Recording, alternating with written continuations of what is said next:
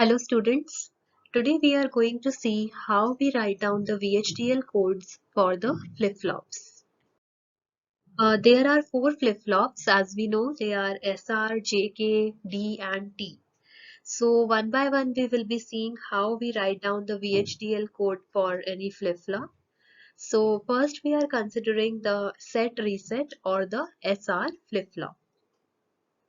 Now let us see how the code is written.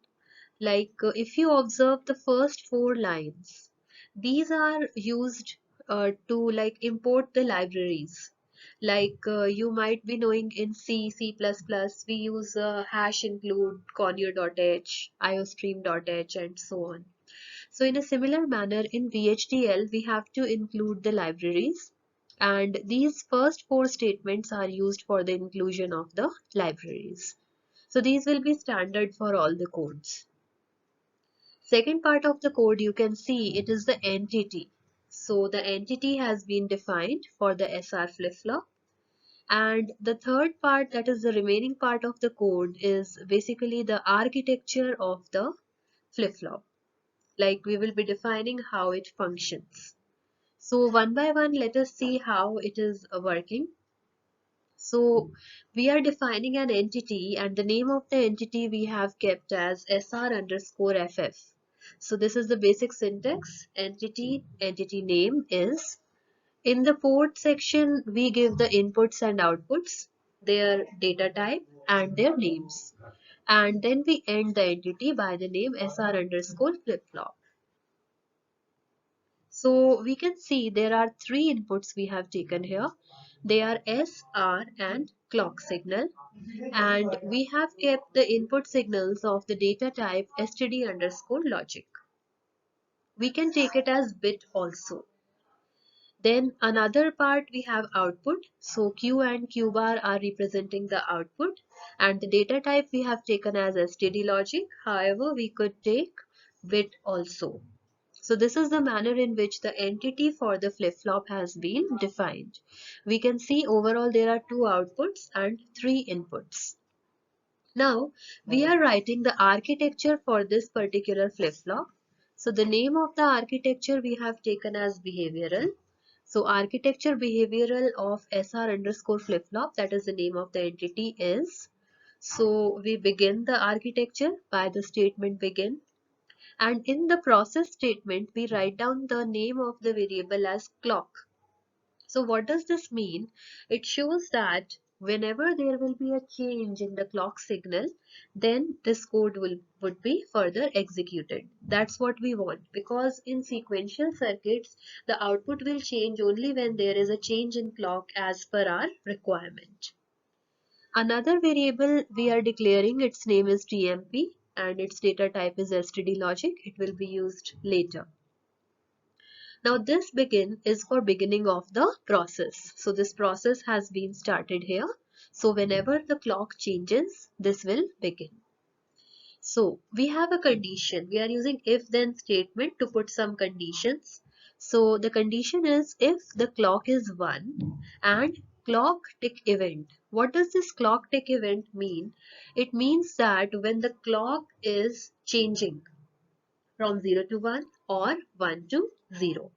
So checking of the condition that clock event, that means clock is changing from 0 to 1 or 1 to 0, and clock equal to 1 means the clock must become high. So the complete statement means when the clock is changing from 0 to 1, then we check if S is equal to 0 and R equal to 0, that is both are true, like S0 and R0, then what will happen? TMP will be assigned a value of TMP only. So it means that the value of the output will remain unchanged. As we have seen in the truth table for SR flip-flop, like when S and R are both 0, then the output remains unchanged. So to check the another condition, we put else if. So else if, you have to keep in mind the spelling is ELSIF. Else if S equal to 1 and R equal to 1, in this case what we are doing, we are assigning TMP as equal to Z. Now what does this Z represent? Z is basically a high impedance state. See, we declared TMP as the data type STD logic. If we used bit has only two possible values, 0 or 1. But STD logic has some extra values like high impedance, don't care, etc. So we know when S is equal to 1 and R is equal to 1, then the output is not defined. It cannot be assigned a value of 0 or 1. So we have assigned a value of Z or high impedance. Else if means another condition when S is 0, R is 1. Then we are assigning the value of 0 to TMP. And the last condition else takes into consideration like other condition which is left, that is S equal to 1 and R equal to 0. Then what will happen? The TMP value will become equal to 1. Now we have to end all the ifs we have used. We have used two ifs in this case. So we are using the end if statement two times. And finally this variable value TMP is assigned to the output Q. And you know Q and Q bar are complements of each other. So not of TMP has been assigned to Q bar. Finally, we end the process and we end the architecture using end behavioral. So it is advisable here to use STD logic instead of bit to take into consideration this case of S equal to R equal to 1 so that we can assign a high impedance Z here. In a similar manner, we can write down the VHDL code for the JK flip-flop. You can observe initially the libraries are declared, the entity has been declared, and then we write the architecture. The process is almost similar. You can write the code as per the truth table of the JK flip-flop. So this takes into consideration the case 0, 0. In 1, 1, see what happens when J and K is 1. You observe that output becomes complemented or it gets toggled. So we are assigning not of TMP to TMP. And in the rest of the cases, the outputs have been generated and the architecture has been written.